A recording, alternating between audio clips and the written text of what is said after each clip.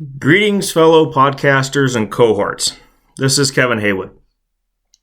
When I started this project, I was originally going to do something funny to kind of relieve the tension and everything, but some things in Alaska have changed since I started this program, so that's what I'm going to do this podcast on.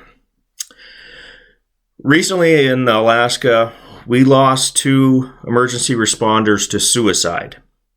One of them I did not know. The other one I'd known for over 20 years as an acquaintance and fellow firefighter, first responder. So today I'm going to talk about depression and suicide. Depression is so real in our society, and according to medical scholars, they are unsure of the origin. People feel alone and that they have nowhere to go and no one to turn to. It's such a terrible feeling for anyone to go through, and yet when someone we know or love takes their own life because they feel is the only answer, oftentimes we find out that they were surrounded by family and friends and never knew that this person was dealing with such a hardship. That happened to me. I had recently talked to one of the persons that committed suicide, and he gave no indication that he was hurting or anything was going on when I asked how he was doing, and we sat down and had a nice conversation. So it's hard to deal with when this comes around like that. So I want to get this out there to everybody and do as much as we can to help. So having been in the fire service for over 27 years, I've responded to countless medical calls for someone that has committed suicide. What I often see is the people that have been left behind. That's what really hurts.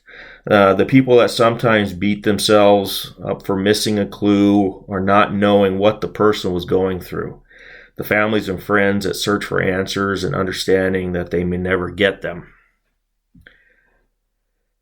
Depression and suicide are real, and our society needs to be more proactive in making sure that people know that it is okay to talk with someone.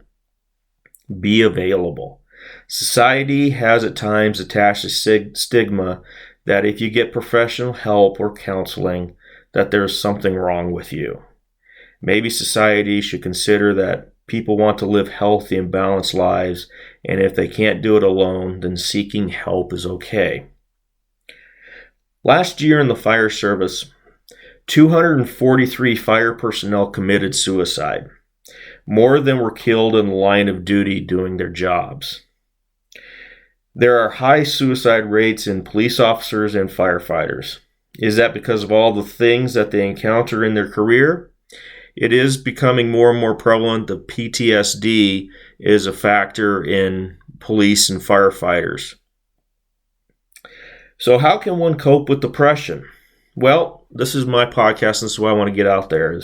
There are several resources that someone can utilize in the Fairbanks area alone.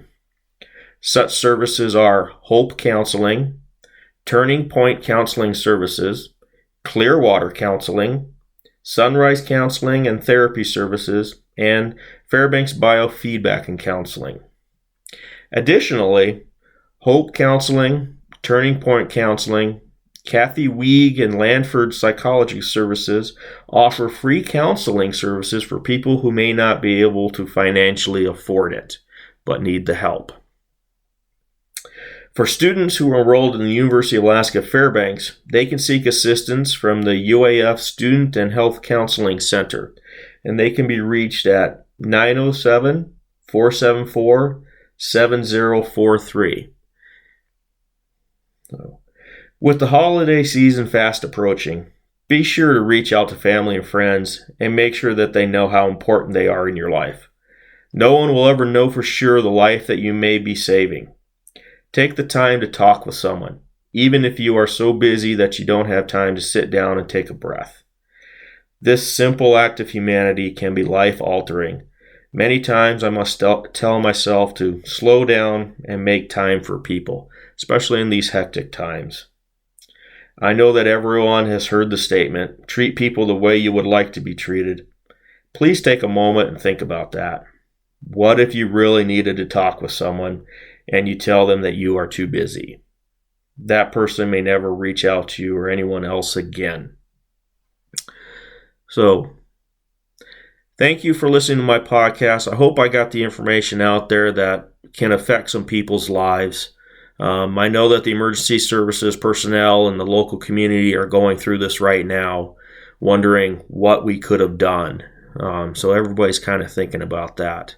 So my biggest thing is look out for each other. Be there for people. And just be a friend. Sometimes all it takes is an ear to listen. So thank you, and I hope you enjoyed my draft of my podcast. This is the first time I've ever done that. Thank you.